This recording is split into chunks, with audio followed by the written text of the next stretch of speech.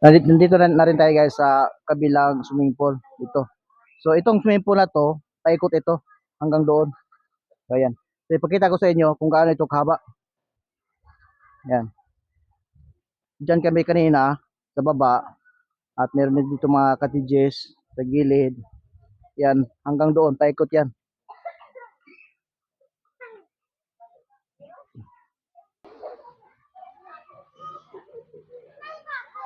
Pinaka-flip na ganyan.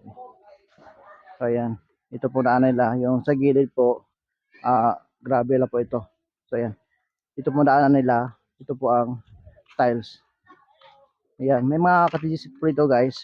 So itong mga maliliit na cottages, ito po ang 500 pesos. So ayan, pupunta tayo dito guys sa itaas. Silipin natin kung meron pa ba doon. Ayan.